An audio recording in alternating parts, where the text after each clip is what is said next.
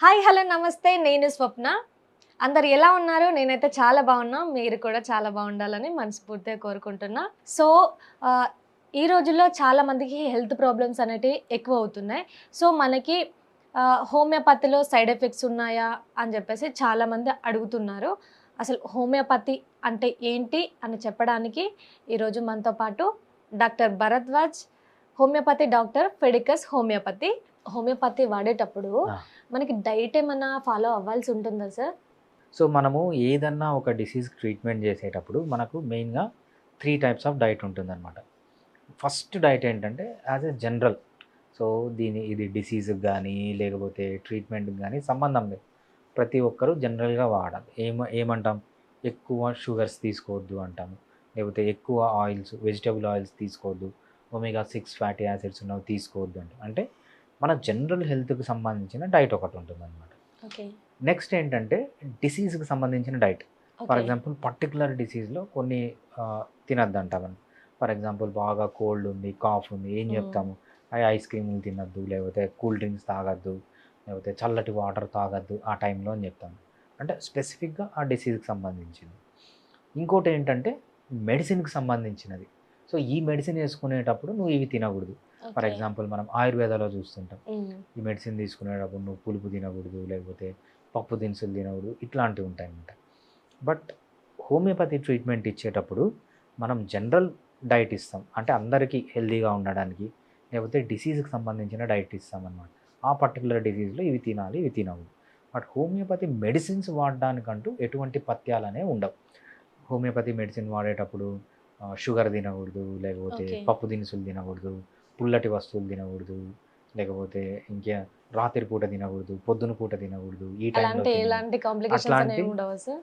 అట్లాంటి రిస్ట్రిక్షన్స్ ఏమి ఉండవన్నమాట. మనం పథ్యాలు అంటుంటాం. అవును సార్. హోమియోపతికి అట్లాంటి పథ్యాలు ఏమి ఉండవు. సో, కాకపోతే ఏంటంటే ఒక్కొక్కసారి కొన్ని మెడిసిన్స్ ఇస్తామనమాట. ఆ మెడిసిన్స్ ఇచ్చేటప్పుడు 1 ఆర్ 2 డేస్ ఫర్ ఎగ్జాంపుల్ నేను 1 మంత్ ట్రీట్మెంట్ ఇస్తే కొన్ని మెడిసిన్స్ ఉంటాయి. 1 డే ఇవ్వాల్సిన మెడిసిన్స్ కొన్ని ఉంటాయి. ఓకే. దాన్నేమంటామంటే కాన్స్టిట్యూషనల్ మెడిసిన్స్ అంటామనమాట. ఓకే. ఆ మెడిసిన్ ఇచ్చేటప్పుడు 1 డే గానీ, 2 డే గానీ ఎక్కువ పచ్చి ఆనియన్ తినొద్దు. లేకపోతే ఎక్కువ స్ట్రాంగ్ స్మెల్స్ చూడొద్దు. హ్మ్. అని 1 ఆర్ 2 డేస్ ఉంటాయి తప్పితే అంటే దాంట్లో ఎక్కువ డోస్ ఏమైనా ఉంటుందా సార్? ఎక్కువ డోస్ కాదండి. చాలా తక్కువ డోస్ ఉంటుంది.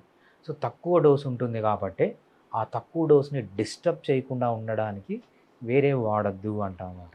హోమియోపతిలో మెయిన్‌గా మనకు సైడ్ ఎఫెక్ట్స్ ఉండవు. ఎందుకంటే, చాలా తక్కువ డోస్ ఉంటుంది. ఓకే. ఆ తక్కువ డోస్ డిస్టర్బ్ కాకూడదు. సో, మీరు తీసుకునే స్మెల్స్ వల్ల గానీ, మీరు తీసుకునే పచ్చి ఆనియన్స్ వల్ల గానీ, ఏదైనా స్ట్రాంగ్ ఆహ్, మనమేమంటాము మసాలాల వల్ల గానీ, ఆ మెడిసిన్ డిస్టర్బ్ కాకూడదని 1 ఆర్ 2 డేస్ చెప్తాం తప్పితే అంతకంటే ఎక్కువ మనకు ఎట్లాంటి రిస్ట్రిక్షన్స్ ఉండవన్నమాట. అన్నీ తినొచ్చంటారు. అన్నీ తినొచ్చు ఇగ. అండ్ సార్ అన్నీ తినొచ్చంటే ప్రొవైడెడ్ హెల్తీ. So, okay. అట్లని చెప్పి జంక్ ఫుడ్. షుగర్స్ తినడము, జంక్ ఫుడ్ తినడం ఇట్లా జనరల్ హ్మ్. Health diet. సో, మీరు గన ఒక్కసారి అన్నీ తినొచ్చంటే ఇంకా జంక్ ఫుడ్ అన్నీ జంక్ ఫుడ్ తినేస్తారింకా. తింటారు. సో, అట్లా మనం మీడియాతో మాట్లాడేటప్పుడు జాగ్రత్తగా ఉండాలి. అవును సో, సార్. హెల్తీ డైట్ ఏదన్నా తీసుకోవచ్చు. అండ్ సరే హోమియోపతి వాడేటప్పుడు హ్మ్. మనకి అలోపతి కూడా యూజ్ చేయొచ్చా? రైట్. సో, చాలా మంచి క్వెషన్ అండి. చాలామంది పేషెంట్స్‌కి డౌట్ వస్తూ ఉంటుంది. సార్ ఫర్ ఎగ్జాంపుల్ కొంతమందికి అంటే కొంతమంది బీపీ ఉండి, హ్మ్. షుగర్ ఉండి అలా యూజ్ చేస్తారు కదా సార్! రైట్. అలా. తప్పకుండా చేయొచ్చండి. చాలామందికి డౌట్ వస్తుందనమాట. సార్ నేను బీపీకి, షుగర్‌కి మెడిసిన్స్ వాడుతున్నాను.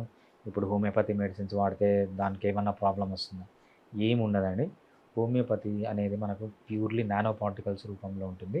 అవన్నీ ఫిజియోలాజికల్ డోసెస్‌లో ఉంటాయి కాబట్టి, సో, దానికి అలోపతి మెడిసిన్స్ గానీ, ఆయుర్వేదాకి గానీ, యునానికి గానీ, సిద్ధాకి గానీ ఏ మెడిసిన్ అయినా మీరు హోమియోపతితో వాడుకోవచ్చు. చాలామందికొచ్చే డౌట్ ఏంటంటే దీర్ఘకాలిక రోగాలు బీపీ, షుగర్‌కి వీటికన్నిటికి రెగ్యులర్‌గా మెడిసిన్ వాడుతూ ఉంటాము.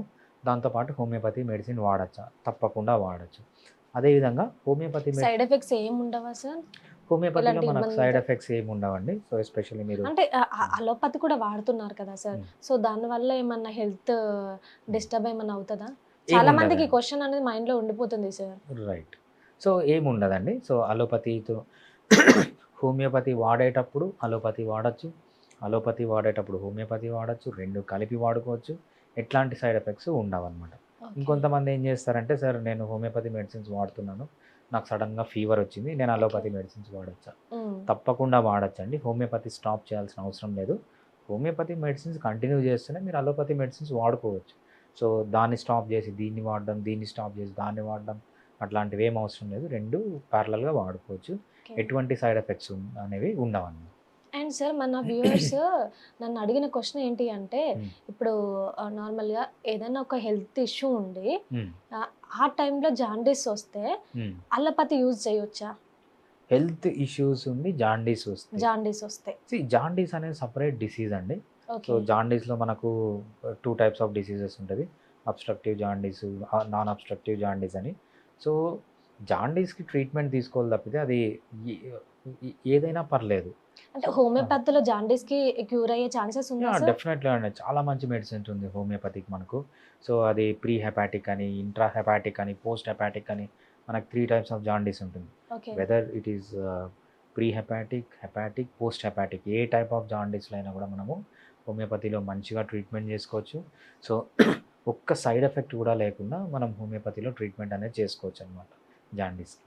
సార్ మనకి నార్మల్గా ఇప్పుడున్న అంటే పెద్దవాళ్ళు ఉంటారు కదా సార్, వాళ్ళకి పెయిన్స్ వస్తుంటాయి, బాడీ పెయిన్స్ రైట్. పని చేసిన వాళ్ళకి. రైట్. వాళ్ళకి ఏమైనా ఉంటుందా సార్ టాబ్లెట్స్ లాంటివి ఇలా రైట్. సో హోమియోపతిలో? పెద్దవాళ్ళంటే ఏజ్ అయిపోయిన వాళ్ళు. ఆ, మేబీ 60 ఇయర్స్, 70 ఇయర్స్ తర్వాత. అండ్ సార్ మన పొలం పనులు కూడా వెళ్ళే రైట్. వాళ్ళు ఉంటారు కదా, కరెక్ట్.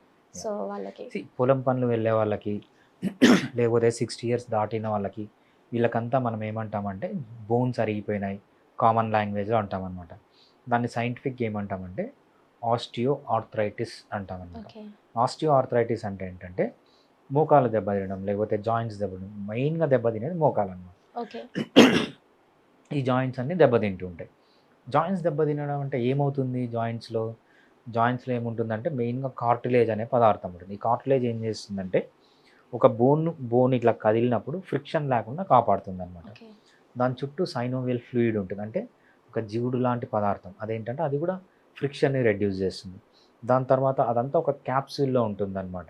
ఓకే సో సార్ దాంతో పాటు టెండాన్స్, లిగమెంట్స్ డిఫరెంట్ స్ట్రక్చర్స్ అన్నీ ఉంటాయి. ఎప్పుడైతే ఇవన్నీ అరిగిపోతూ ఉంటాయో అంటే డీజనరేటివ్ చేంజెస్ సో వస్తుంటాయి. దాన్ని మనం ఆస్టియో ఆర్థరైటిస్ అంటామనమాట. ఓకే సార్ ఆస్టియో ఆర్థరైటిస్‌లో మెయిన్ సైన్ వచ్చి పెయిన్.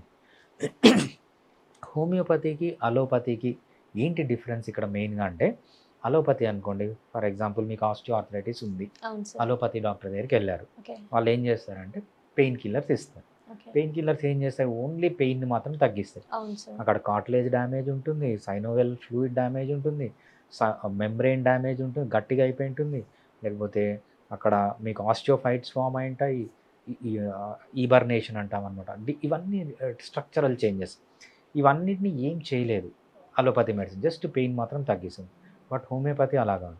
మీకు పెయిన్ తగ్గించడంతో పాటు ఏవైతే ఈ డ్యామేజ్ జరిగిందో కార్టిలేజ్‌కి డ్యామేజ్ గానీ, లేకపోతే సైనోవియల్ ఫ్లూయిడ్‌కి డ్యామేజ్ గానీ, క్యాప్సూల్ డ్యామేజ్ గానీ, లేకపోతే ఈబర్నేషన్ గానీ, ఒక్కొక్కసారి మనకు సిస్ట్ ఫార్మ్ అవుతుంది. సబ్ కాంట్రల్ సిస్ట్ అంటామనమాట. ఆ సిస్ట్‌లు ఫార్మ్ కావడం గానీ, సో ఏది చేసినా మనం కొంతవరకు రికవర్ చేసుకోవచ్చు. ఓకే అంటే వచ్చిన చేంజెస్‌ని రివర్స్ చేయొచ్చనమాట. ఆ రివర్స్ చేసే కెపాసిటీ హోమియోపతి మెడిసిన్స్‌కి ఉంటుంది. నాకు మెయిన్‌గా ఏంటంటే ఆహ్, 4 స్టేజెస్ ఉంటాయి.